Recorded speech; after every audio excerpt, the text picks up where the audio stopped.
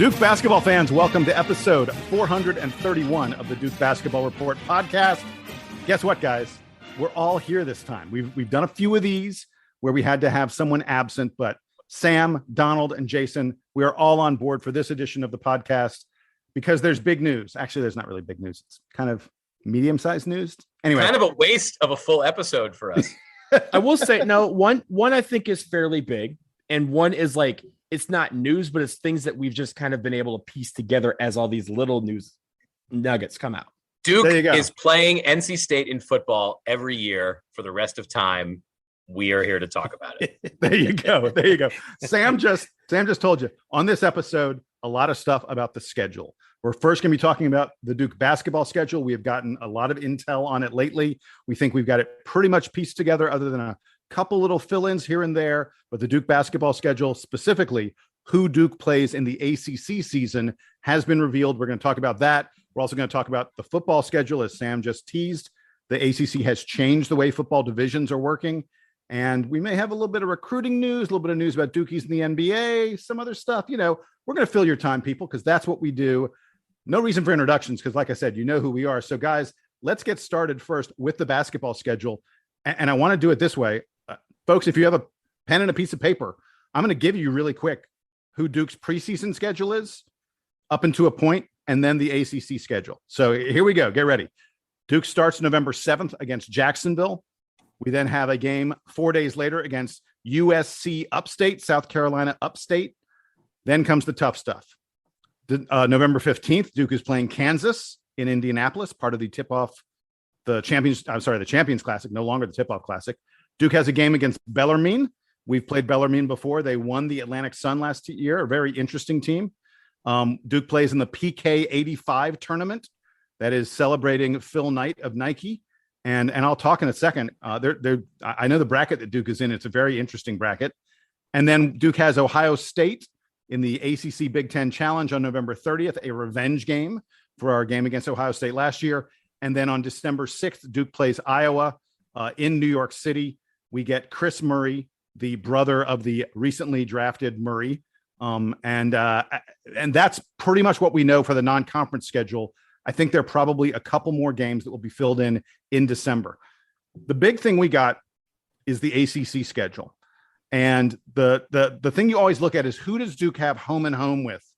So here are the 6 teams that Duke is playing home and home. UNC every year, Wake Forest every year. The other rotating teams are we get BC twice, we get Miami twice, NC State, and Virginia Tech. Guys, let's really look at that ACC schedule. And by the way, it's worth noting that Duke there are a couple teams, very good teams, that Duke only plays on the road, specifically Virginia. We don't get Virginia at home. We do get Virginia on the road. I want to chat about this ACC schedule because I'm sort of torn on it. On the one hand, I feel like Wake is not going to be as good as they were last year. BC has struggled for a while. They're not getting that much better. I think Virginia Tech probably isn't quite as good as they were last year. NC State will be better than last year, but NC State's still not going to be that great. I kind of like the home and home because I think with UNC and Miami, those are the only two really tough home and home teams we have. But I really don't like the fact that we get Virginia on the road and we don't get a return date with Virginia. I think Virginia they're probably the third best team in the ACC, if you ask me. So, Donald, I'll come to you first. Talk about the ACC, talk about the rest of the schedule that we have. Give me what you got on what it looks like Jon Scheyer's first season will be like. So just briefly on the ACC, I think while we know the teams that we're going to be playing home, away, or both, for me, that doesn't strike home until we know exactly when we play each team. Because as you know, there's some of those dates where we feel like there's going to be an easy load of the schedule. And then there's going to be a couple of times in that conference schedule where things are going to back up on each other. We'll have the UNC games maybe backed up against another difficult opponent that happens every single year. And we're going to get a murderer's row of sorts of games, 3 or 4 in a row, where we're going to consider those very difficult. But I can't really get into that until we know what dates those are. I will start with this, and this is a personal note. Last year, we played Ohio State at Ohio State on my birthday. We ended up losing. This year, I turned 40. On the same day we play Ohio State at home, I swear to God, y'all better beat Ohio State on my 40th birthday. That's all I have to say about Ohio State. But the rest of the schedule, I think, kind of lines up. And Jason, we were kind of talking about this a little bit before we started. There's still a couple of games that are out there that maybe fill in. And I don't expect those to be big time opponents. We have, honestly, some teams that I didn't expect to see quite a bit of, right? We have Kansas, we have Ohio State, and then Iowa will be a pretty decent opponent as well at the Garden. That's kind of our home away from home game, in addition to the PK85 tournament. So that's a lot of big name teams that we can see in the first, 6 weeks of the season. I think the rest of these games, the 2 or 3 that we end up having to fill out our non-conference schedule, are going to be some of these teams that are from lower mid-major teams. And I don't know what will happen with those teams, but I don't think they're going to be big time opponents. Yeah. And those are probably going to be games that are going to come around Christmas, maybe New Year's, where, the team's going to be coming off the exam break, off of perhaps a Christmas break. But yeah, you're right. We've got a good sense of who Duke is playing in this non-conference schedule, because I think those games are not going to be tough opponents. And that PK85 tournament, just so folks know, here's the bracket that Duke is in. Duke's in a bracket with Gonzaga, Florida, Oregon State, Purdue, West Virginia, Xavier, and Portland State. Now, Portland State is sort of the team that sticks out there as not belonging. And I think that probably Gonzaga will get Portland State. The worst of those other teams is Oregon State. And my bet is that Duke will get Oregon State in their opening game. And my bet is that Duke and Gonzaga will be on opposite sides of the bracket. But that PK85 is going to be, like I say, I think Duke will probably play Oregon State and then someone like a Purdue, a West Virginia, a Xavier, or a Florida. And then if we win, we probably play Gonzaga. That is a really, when you combine that with the other games on our schedule, with Kansas, with Iowa, who's a top 25 team, with Ohio State, who's a top 25 team, Sam, this is a pretty impressive non-conference schedule, isn't it? Yeah, I am delighted at the way Jon Scheyer has scheduled here. It's not like Duke has brought back a ton of non-conference road games. I can imagine that it will take him, an extra year or two to maybe get his footing and decide that he wants to play, at a Kansas or a Michigan or something. But in lieu of that, first of all, the PK85 has, as you said, has an awesome murderer's row of great programs who are going to be there. So Duke probably gets, if they get Portland State in the first game, then they get 2 really good games. If they get anyone other than Portland State, they probably get 3 really good games. Well, in the wait a minute. I think Duke's going to get, like I said, I think they're going to get Oregon State, and Oregon State is not good. They're one of the worst teams in the pack, but it's a power conference team. Yeah.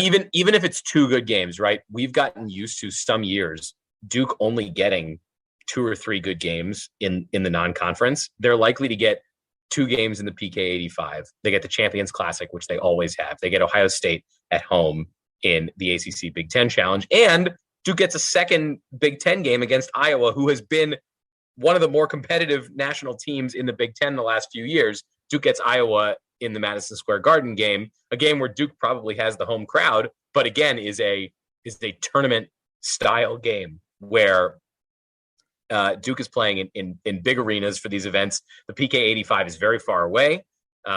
We like to lament anytime Duke has to go that far away from home to play in the tournament. They're going all the way to Portland for Thanksgiving this year, which should be great prep for a team with a lot of guys who are coming together for the first time. I'm not going to say, and I'm going to tell you guys to hold me accountable to this, I am not going to say this is a young team.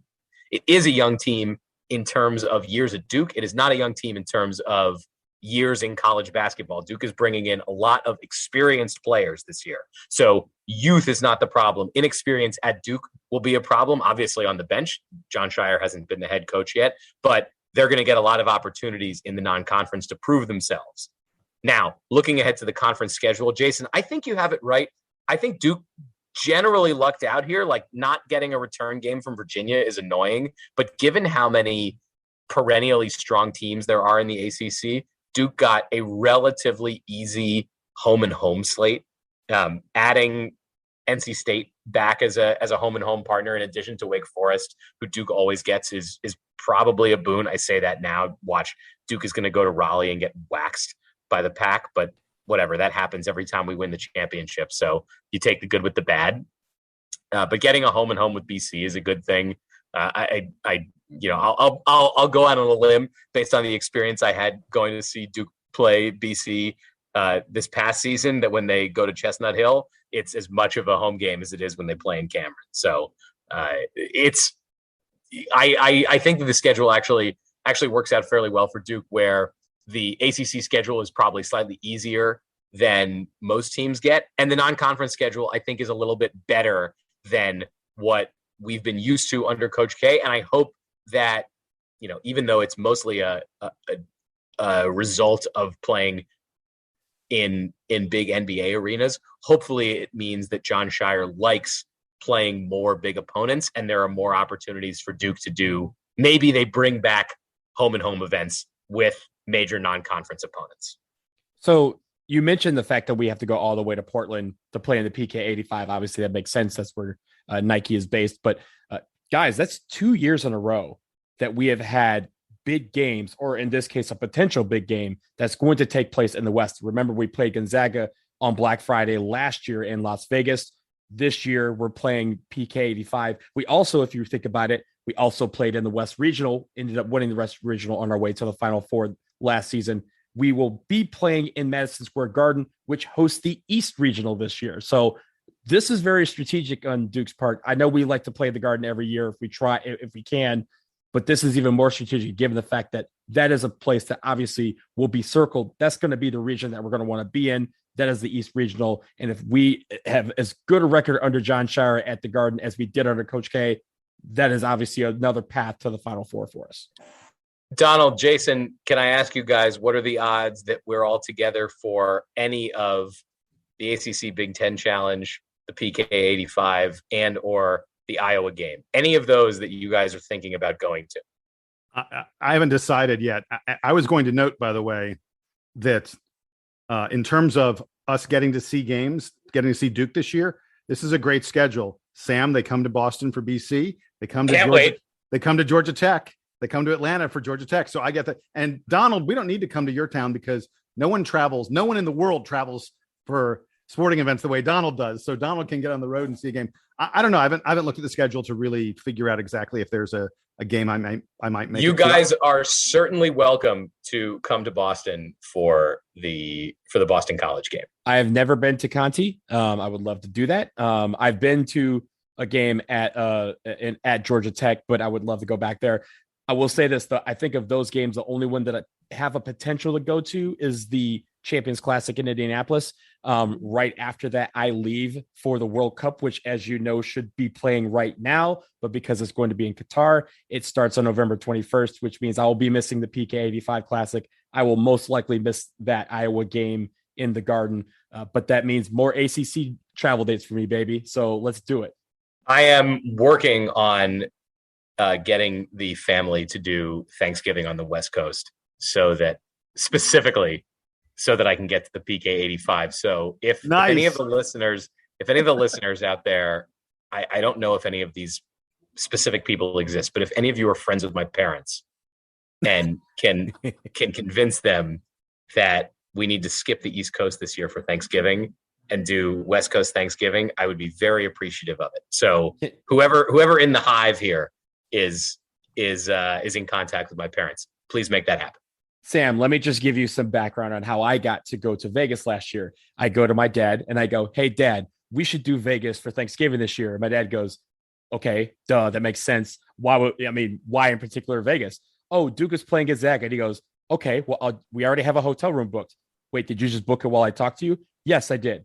That's how easy it was to get out there. So just say, "Hey, this is what we're trying to do. This is what we're doing." Yeah. So I need to get on that. All right, guys, we're going to take a quick break. When we come back, there's also a football schedule, some really interesting football scheduling news that the ACC made in just the past couple of days. We will react to it after this break.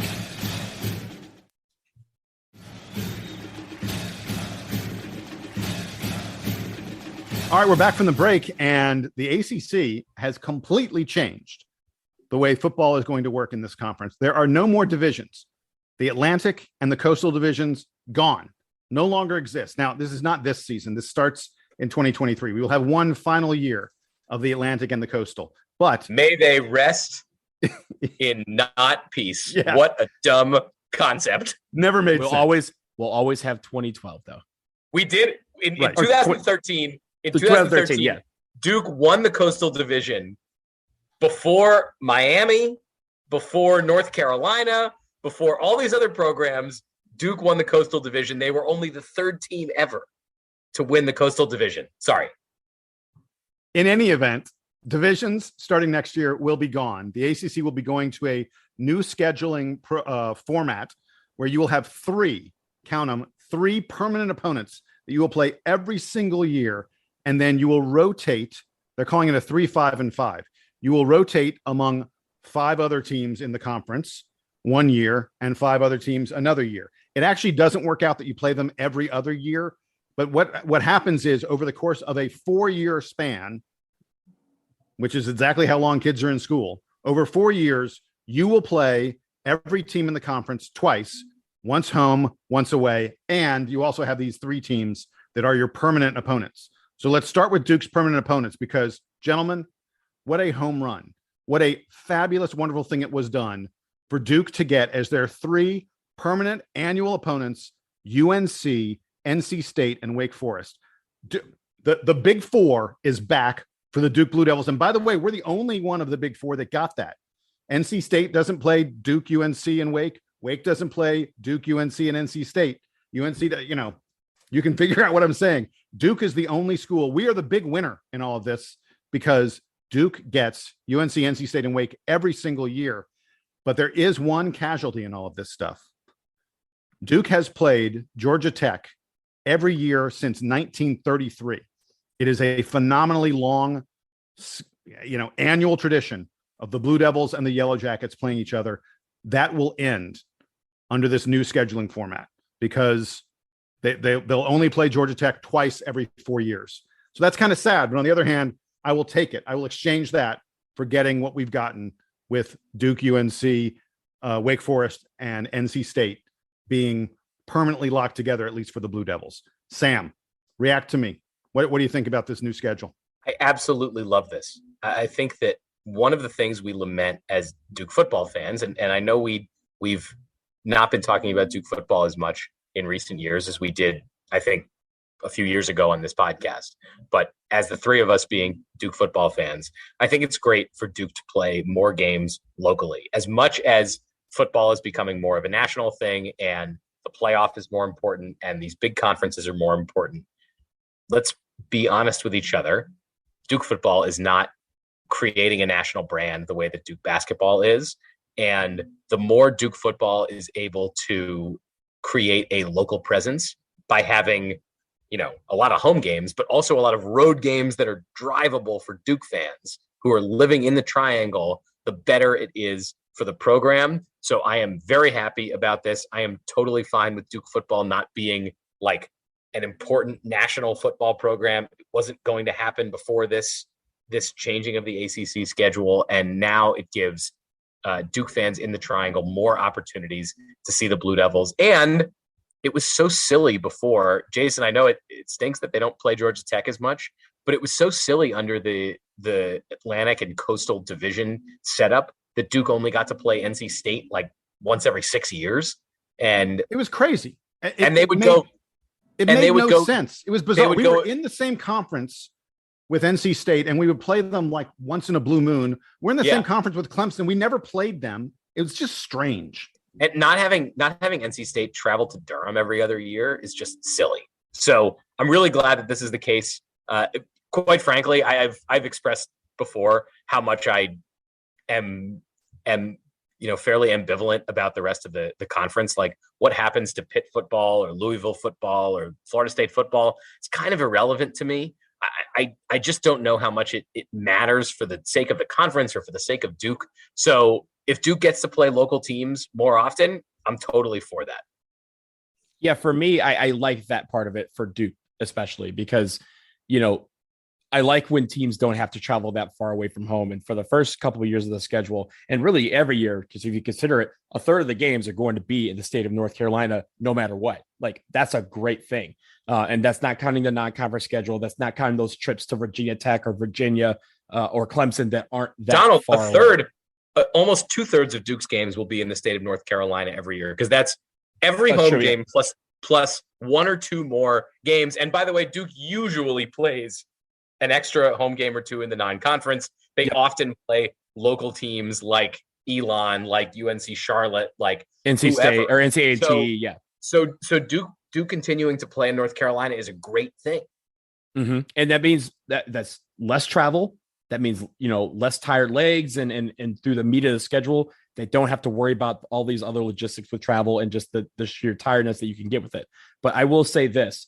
I think, Jason, it's funny you mentioned Georgia Tech. At first glance, when you look at this, Georgia Tech, I believe, is the only school that Duke will not see in the next 2 years after this season. Right. And so it's like it's just the one quirk where, yes, you're still going to get a couple of teams where you don't see them for a couple of seasons. But for the most part, the great thing about the schedule is no more, like Sam alluded to, no more NC State every 6 or 7 or 8 years. You're going to see every player who goes to Duke or every player goes to any school in the conference should see every other team in the conference before they graduate or before they turn pro after 3 years. Like, that is the idea here, is that every team at some point will come to your campus to play football. I think that is a great thing, because it's hard to promote a conference when you can't, or promote teams in the conference as being good or whatever, when you never see them. And I think that's for the fans. You want to be able to see, us play Clemson, us play Florida State.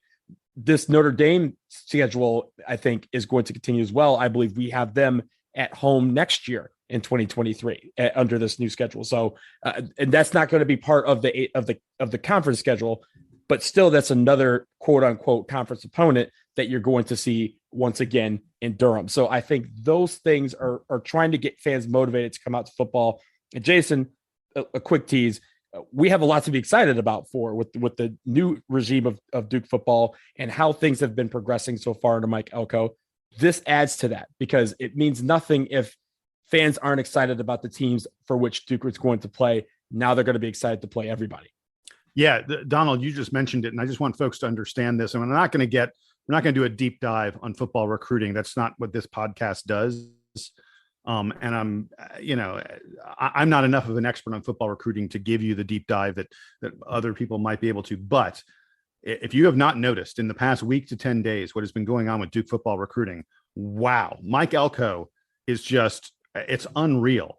Duke has announced more than a dozen recruits have announced in like the past week that they are attending Duke.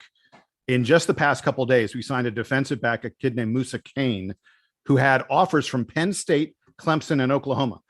Let's be clear.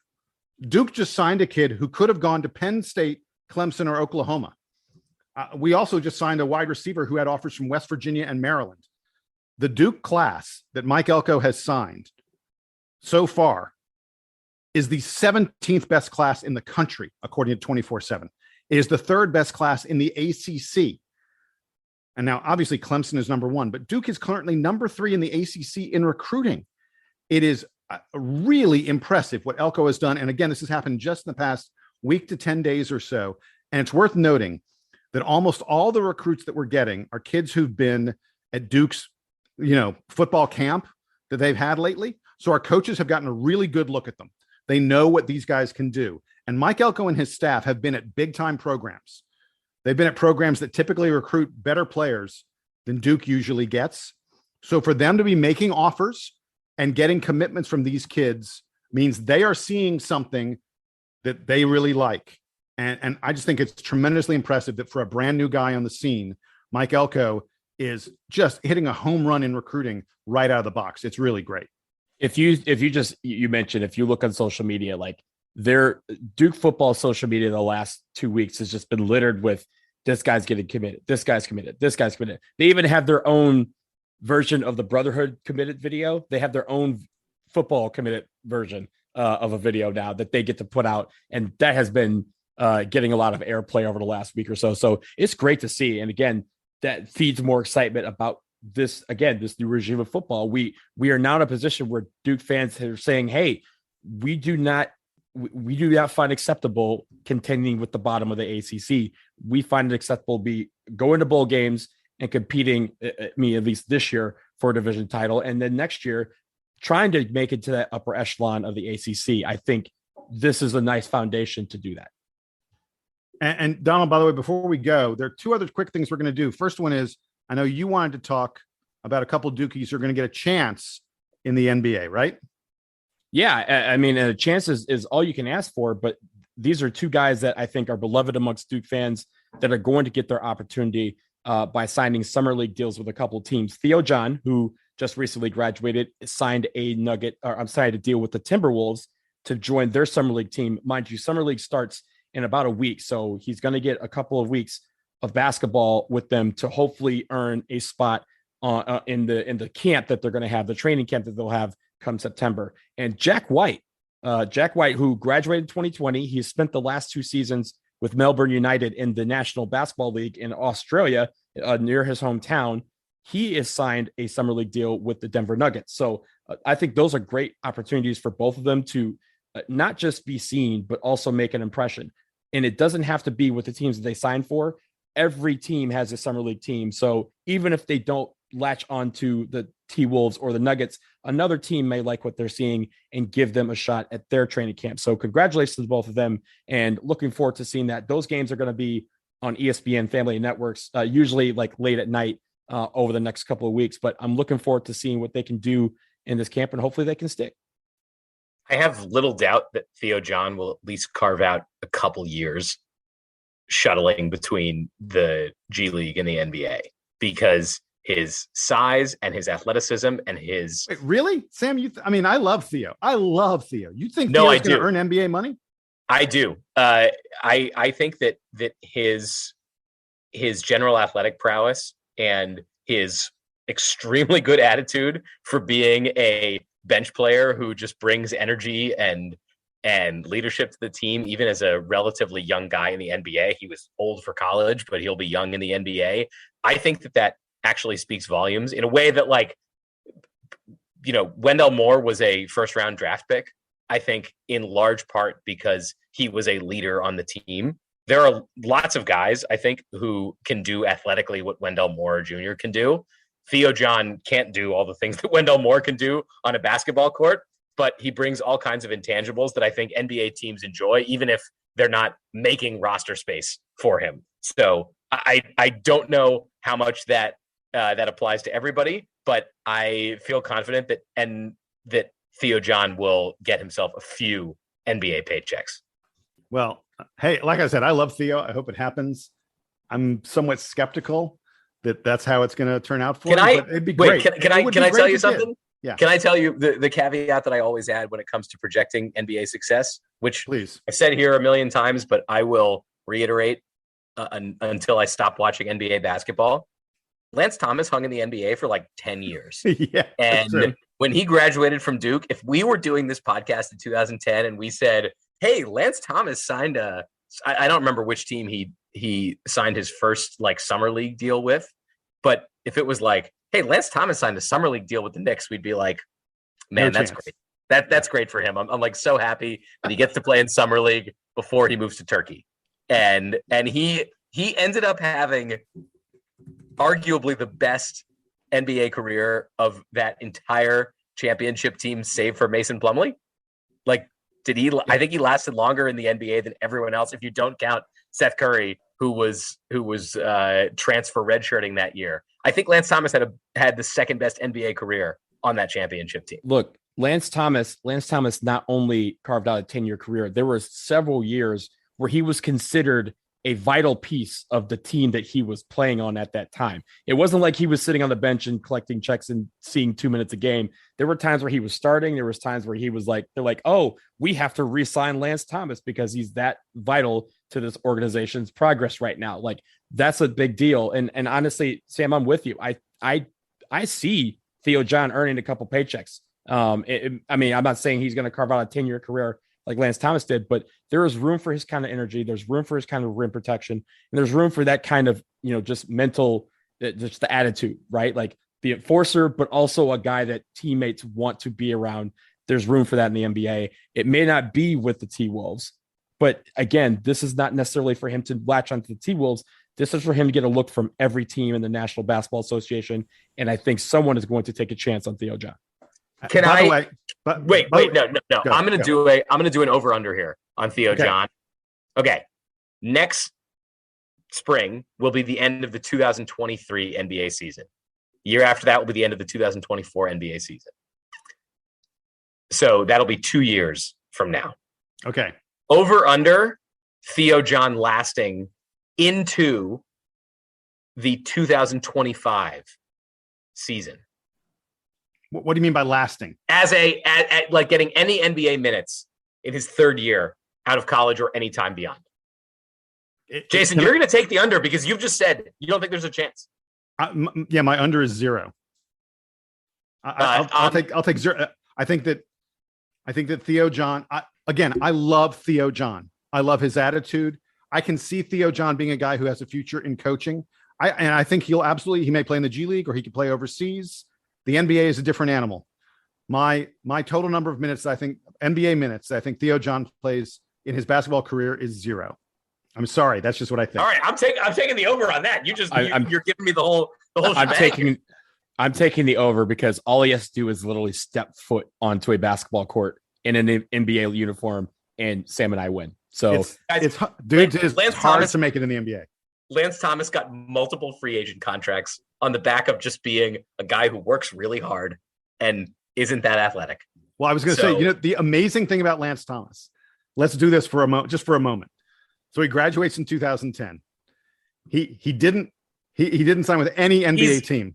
He's 6'8". He has no jumper, and he is like a pretty good defender. Well, wait. I want to give this to you. So in 2010, he graduated. He didn't even sign like a 10-day contract until 2012.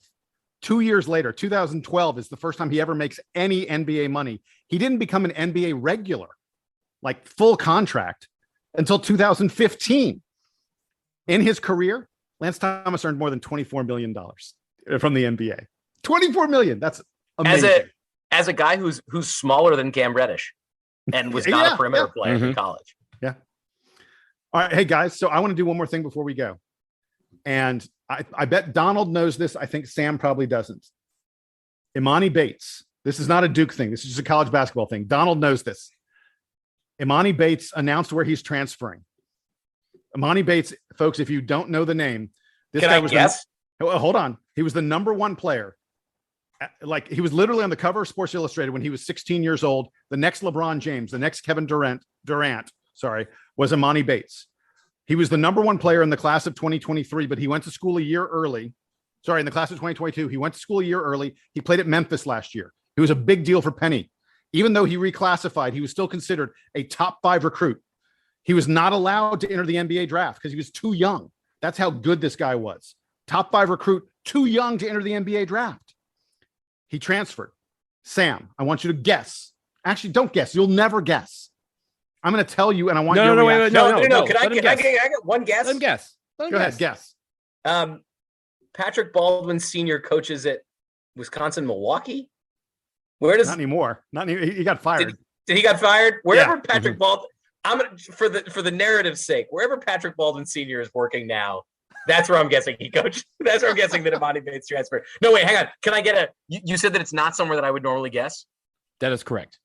You're never going to guess. It's still in Division I? Yes. Is it okay? Wait. Let's take it a little bit broader because I don't think you're going to guess the school. Guess the conference. Is it in the Atlantic Sun? No, it is not. No, not the Atlantic Sun. Is it in the Big West? It is not. Wait, let's just tell him. Hold it. He's going to play at Eastern Michigan. I could have gotten that. Great. Actually, the reason you could have gotten it is because Eastern Michigan is in Ypsilanti, Michigan, which is where it's Ypsilanti. That is where I was born. Ypsilanti, Donald, take it away. It's right next to Ann Arbor. It is correct. It is right next. It's right next to Ann Arbor. Eastern Michigan is in Ypsilanti, Michigan. It is spelled Ypsilanti, but Ypsilanti, Michigan. It is also where Imani Bates went to school. He went to Lincoln High School. I was going to say, isn't he from Ann Arbor? He's from Ypsilanti. He's from Ypsilanti, yeah. So he literally is playing. He has returned home to my birthplace to play college basketball at Eastern Michigan. And honestly, when he announced this today, everyone blew up my phone because everyone knows like that is a major get for a team like Eastern Michigan to have. I mean, they basically didn't even recruit him. I mean, everyone recruited him coming out of high school, but they kind of gave him that like, yo, if you want to stay at home, you can come to Eastern Michigan. But everyone knew that he was destined for such big things. So this is a huge get for a team that was like 10-21 last year to get arguably, I mean, in this class that's coming in, before he reclassified, he was the number one recruit in this particular incoming freshman class. I am offended that you all thought I wasn't going to get this right because but you didn't. No, well, because you led me so far astray. I knew that Imani Bates is from Michigan because I remember one of my good friends who's a huge Michigan State fan, who I'm sure I've mentioned on the podcast before because I've seen Michigan State play Duke with him a couple times in the past at least. Was chirping to me about Imani Bates picking Michigan State because he originally committed to Michigan State because he was from Michigan. When he was a sophomore, yeah. Yeah, when he was a sophomore, then he decommitted to go with Penny, and now he's right back in Michigan, just at a different green Michigan school. I want to be clear about something, though, and this is why this story is absolutely incredible. It's not like he picked Eastern Michigan over a bunch of other big time programs. The word on the street is that all the big time programs sort of kicked the tires a little bit. They looked at his tape, they talked to him a little bit, and they were like, you know what? We're fine. Imani Bates, a year ago, less than a year ago, 9 months ago, was, like I said, top 5 recruit, the number 1 recruit in the class of 2022. And everyone just assumed he was going to be the number 1 pick in the draft. The projections are now that this kid may go undrafted if he goes into the draft next year. May go undrafted. He just transferred to Eastern Michigan. Yeah, exactly. That's what I'm saying. Like I saw one projection that has him as like the 52nd pick in next year's draft, like late in the second round. He did miss close to half the season last year due to injury. Yeah, but it's not like he was great when he was playing. He was whatever. Harry Giles missed most of his freshman season with injuries and still went like 19th. Yeah. And was basically the same profile, more or less, coming out of high school, like electric athlete, big recruit, and then was injured a lot, went to a big time program. And like, let's be real, Harry Giles was like not the most effective player his freshman season at Duke, still got drafted in the first round because he still had all the makeup. And let's be clear. The difference in those two stories is everyone saw that Harry Giles wasn't playing well because he was hurt. And they were like, oh, if he gets healthy, he can definitely play in the NBA. And Harry Giles is he's been playing in the NBA. Not great, but he's had moments. He's earned NBA paychecks. With Imani Bates, Donald, you're right. He was hurt part of last year, but his poor performance was not because he was hurt. His poor performance was because his skills are not translating the way people thought they would. I will say this is not the end. This is not the last we're going to hear of Imani Bates. And also this is not a dead end for him as far as getting to the NBA. They have, a few guys that people may have heard of played at Eastern Michigan and made it to the NBA. Most recently, Earl Boykins, the short dude, 5'5". He made it to the NBA. Grant Long, longtime Piston, played on a lot of other teams. That doesn't matter because he played for the Pistons. And the Iceman cooketh, George Gervin, whose number remains in the Raptors at Eastern Michigan. George Gervin plied his trade at Eastern Michigan in Ypsilanti, Michigan. So Imani Bates can still do it. And he has the caliber, he has the pedigree to do it. And he has the talent and skill. He just needs to find a way to put it together. And for a lot of people, a lot of times they find their mojo when they return home. That's what Imani Bates is hoping to do. So, gentlemen, that's going to wrap it up here on episode 431 of the Duke Basketball Report podcast. I don't think we said the name. I may be wrong. I don't think we said the name of a single player on next year's Duke basketball team on this podcast, did we? Kale Catchings. Now we did. Ryan Young. Oh, are we going to play a game here? No, we're not going to play a game. We can Stanley Borden. We can name all the guys on the team. We don't need to continue doing this. Lively, the second, the third, second, the second. Yes. It's okay. The seconds that I can't keep track of. Juniors, fine. The seconds, I don't know. Difficult. All right. I'm right here, man. Donald Wine the second. That's for Donald Wine is the Donald Wine too. Yeah. All right. For Donald Wine 2, for Sam Klein 1, for Jason Evans 1. This has been episode 431 of the Duke Basketball Report podcast. What is that? The junior, senior, whatever. I don't even know. Episode 431 is a lot. Hey, as always, we ask you, please write to us. We want to hear from you. DBR Podcast at gmail.com. Like and subscribe, blah, blah, blah. You know the drill by now. Here's the Duke Band to play us out and take us home. Ipsy, stand up.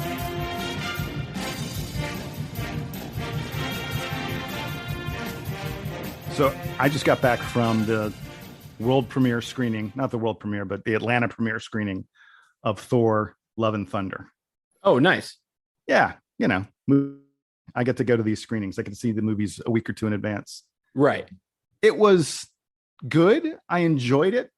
It is tonally really weird. Like, it literally within a matter of seconds goes from like silly humor to let's talk about how existentially this is a crisis of our personality and our entire being. Like, the tonal shifts are just so difficult. And the humor, and look, I love Taika Waititi, but his humor is silly and almost juvenile. And this is a lot. Like, Thor literally goes from just cracking Three Stooges type jokes, just really, like I said, really juvenile jokes, to pondering his existence. And it's just hard. It's tough. Yeah. I don't know that audiences are going to love it. It's not Thor Ragnarok. It's like he did a great job of finding the balance between the humor and the story there. And I don't think he quite found it this time. I think with these, with this phase 4, I guess, of Marvel, it's not going well. Well, here's the thing. I don't know if it's going well yet. I don't know if it's going terribly yet, because I don't know what it's doing, right? Like, we're getting a lot of we're getting a buttload of characters, right? Like, all these, like, if you consider like the Disney Plus series, like all those, the Eternals, Shang-Chi, like, you're getting a lot of background information on some of these characters. I just don't know how they're all going to fit together, other than the multiverse being a thing. Like, that's the only thing that's we've kind of seen a quote unquote storyline carry over from one to the next. And we've had like 10 or 12 stories told now between the movies and the TV series. How can we be 10 or 12 stories into this phase and us still not know what's going on with it? Yeah. The only thing that's a like problem. That's the only thing that is carried over from between the TV shows and the movies has been the idea that there's a multiverse out there and that it exists. But that's been addressed obviously extensively in Loki, extensively in Doctor Strange, the Multiverse of Madness, and a bit in Spider-Man. Yeah. Right. But other than those three, and I mean, it wasn't a big Spider-Man. It was like almost half the movie. Yeah. Where you realize that there is one that you realize that there is one, that it exists, and that there is a way to operate within it. Like, we know, like, that is the only thing that phase 4 has really given us, that we know. All these other characters, how they all fit together, other than, again, like the occasional like Strange and Spider-Man like linking up or something like that. A lot of these characters, I'm like, I want to see how they become involved in this, whatever phase is supposed to, where this phase is supposed to take us. We just don't know all that yet. Well, and it's no surprise that those three, Loki, Multiverse of Madness, and Spider-Man No Way Home, are the three best entries into phase 4 so far, because they actually felt like they had stakes and that they were going someplace and they were telling us something that mattered. And all the rest of the movies and TV shows just don't feel that kind of background.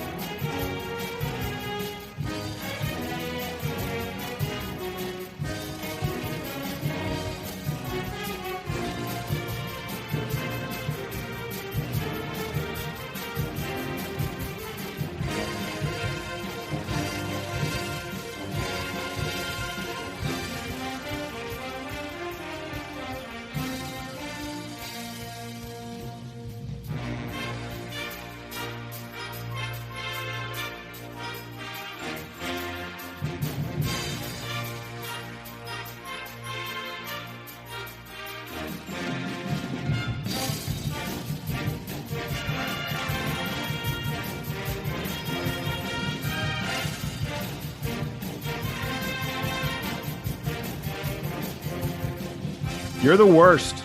Guys, are we recording? I'm so sorry. So Wait, you were at a bar. You were at a bar 3 minutes ago. I'm aware. So I work in an office building. It has a bar. In a hotel. And there's a great bar downstairs, and we had like a big happy hour with the interns tonight. And I assume you're just going to put this in the outtakes. We're recording. It's like 9:30, and the happy hour started at 6. So I was like, this is like, we agreed yesterday. Okay, we're going to record at 9:15 or whatever. I'm like getting drinks with coworkers at 6. Like, I'm going to be totally fine because I'll be there for like an hour and a half, and then I'll go home and it's going to be totally fine. And then all of a sudden I'm sitting at the bar, and Jason called me 10 minutes ago, and I was like, oh, I guess it's 9:30. So anyway, he still has a drink. My man there still you go. has a drink. Wait, is that an old fashioned? Yeah, I have. No, it's a Manhattan. Okay, that's cool. It's a Manhattan. Jason. Yeah, Jason, I had just ordered it, so this is perfect because I got to come up here and I still have a drink. Yeah. So I'm in great Jason, shape. in true fashion, Sam, what you missed was Jason and I talking about started off as his preview of the new Thor movie, and then perfect that I missed this. Have we talked about my whole thing with Marvel? No, but here's the thing. This is going to be great because now we have a mid-credit outtake, and now we have a post-credit outtake, which is true Marvel fashion. Incredible.